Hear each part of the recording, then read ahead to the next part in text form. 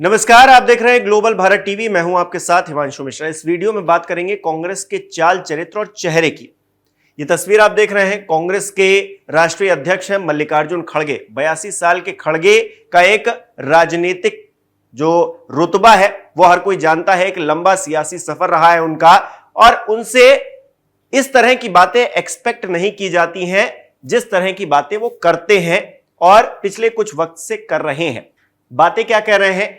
उन्होंने कहा है कि कई साधु, जो कई नेता हैं वो साधुओं के भेष में रहते हैं और वो अब राजनेता बन गए हैं और कुछ तो मुख्यमंत्री भी बन गए हैं। साफ तौर से सीएम योगी आदित्यनाथ की तरफ उनका निशाना है। वो गेरुआ कपड़े पहनते हैं और उनके सिर पर बाल नहीं है। योगी आदित्यनाथ का नाम नहीं लेते हैं, इशारा करते हैं और फिर उनका मजाक भी उड़ाते हैं। मैं बीजेपी से कहूंगा, या तो सफेद कपड़े पहने या फिर अगर आप सन्यासी हैं तो गेरुआ कपड़े अगर पहनते हैं तो राजनीति से बाहर चले जाएं, हो जाएं। क्या मल्लिकार्जुन खड़गे ये बताएंगे अब कि कौन क्या पहनेगा, किस तरह से राजनीति करेगा, क्या कहेगा? अगर वो सब डिसाइड करेंगे तो फिर वो संविधान का हवाला क्यों देते हैं हर बार? वो किताब आपको याद होगी, लोकसभा चुनाव के वक्त में हर कांग्रेसी के हाथ में थी और संविधान का हवाला दिया जा रहा था। संविधान तो यह भी कहता है कि किसी को कुछ भी पहनने की आजादी है। तो फिर मल्लिकार्जुन खड़गे ये क्यों कहते हैं कि गेरुआ कपड़े कोई पहनता है, इस बात से उन्हें दिक्कत क्यों होती है? सिर पर उनके बाल नहीं है, एक तरह से मजाक उड़ाते हैं वो। राहुल गांधी की तस्वीरें आपने देखी होंगी, वो सिर पर टोपी लगाते हैं, जिस तरह की टोपी मुसलमान लगाया करते हैं। तो क्या राहुल गांधी को मल्लिकार्जुन खड़गे मना कर सकते हैं कि वो ऐसा ना करें? राहुल गांधी जिस तरह से राजनीति के लिए धार्मिक ढोंग रचते हैं, कभी जनेऊ दिखाते हैं, कभी मंदिर में जाके पूजा अर्चना करते हैं, मैं उस बात पे बिल्कुल भी नहीं जाऊंगा कि वो क्या करते हैं। लेकिन जब मल्लिकार्जुन खड़गे, एक वरिष्ठ नेता कांग्रेस के, एक लंबा राजनीतिक सफर जिनका रहा है, एक उनकी पारी जो है शानदार कही जा सकती है। कई बार वो चुनकर आए हैं, जनप्रतिनिधि बने हैं, आज भी वो जनप्रतिनिधि हैं, कांग्रेस की वो कमान संभालते हैं। पहले वो कांग्रेस के अध्यक्ष हैं। अब इस तरह से ये बातें जब वो कहते हैं तो फिर कहीं ना कहीं सवालों के घेरे में उनको खड़ा किया जा सकता है इन बातों के जरिए, क्योंकि मल्लिकार्जुन खड़गे कुछ भी बोल रहे हैं, ऐसा नहीं है कि वो हवा में बोल रहे हैं, उनकी जुबान फिसल गई। काफी सोच समझकर रणनीतिक तौर पर वो बोल रहे हैं। आगे वो क्या कहते हैं इस बात को भी समझिए। वो लोगों के बीच नफरत फैलाने का काम कर रहे हैं, उन्हें बांटने की कोशिश कर रहे हैं, और बटेंगे तो कटेंगे के नारा जो सीएम योगी आदित्यनाथ ने दिया था उसका भी जिक्र करते हैं, उस पर पलटवार करते हैं। कहते हैं योगी के मुंह में राम है और बगल में छुरी है।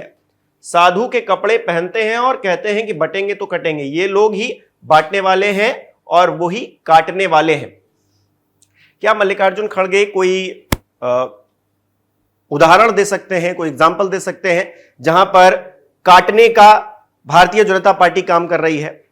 वो जिस वोट बैंक के लिए ये इन सब बातों का जिक्र कर रहे हैं, शायद उनकी कई वीडियोस आपको इंटरनेट पर जरूर मिल जाएंगी।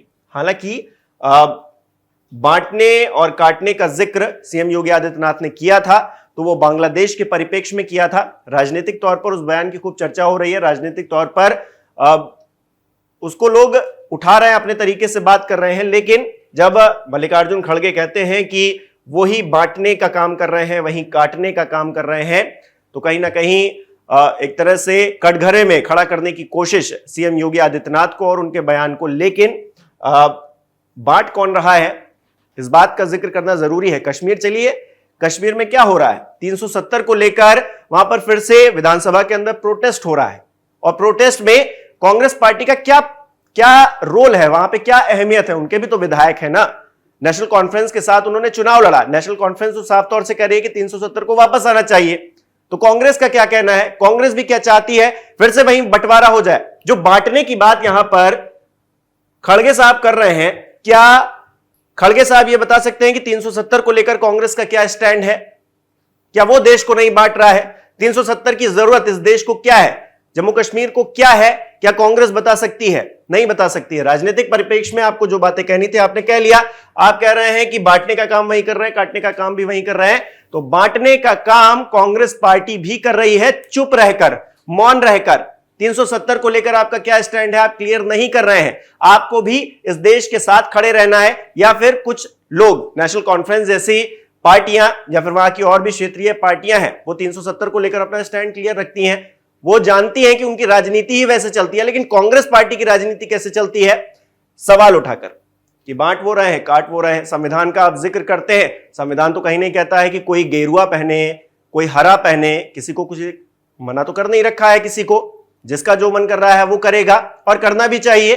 लेकिन आप सवाल उठाते हैं कि कोई गेरुआ कपड़े पहने हुए है, उसके सिर पर बाल नहीं है, आप मजाक उड़ा रहे हैं। टोपी पहन ले कोई आदमी, क्या कर ले। खड़गे जी, इन सब बातों का जिक्र करके कहीं ना कहीं आप अपनी राजनीतिक छवि जो आपकी बनी हुई है उसे ही खराब करने की कोशिश कर रहे हैं। हमारे दर्शक क्या सोचते हैं, क्या समझते हैं, हमें कमेंट करके जरूर बताइए। कौन एक साधु के बेस में रहते हैं, लेकिन अच्छे पॉलिटिशियंस बन गए हैं, चीफ मिनिस्टर भी बने हैं, और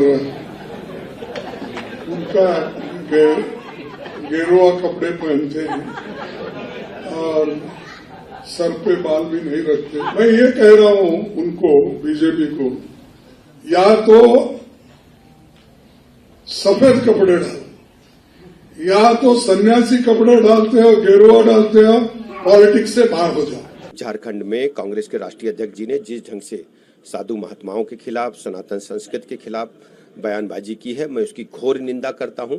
कांग्रेस पार्टी का पुराना इतिहास रहा है कि सनातन संस्कृति को चोट पहुंचाने वालों के खिलाफ, जिस ढंग से मैं कह सकता हूं मुगल आक्रांताओं ने भारत की सनातन व्यवस्था को छिन्न भिन्न करने का असफल प्रयास किया था, फिर भी सनातन धर्म, सनातन संस्कृति आज पूरी दुनिया को दिशा दिखाने का काम कर रही है।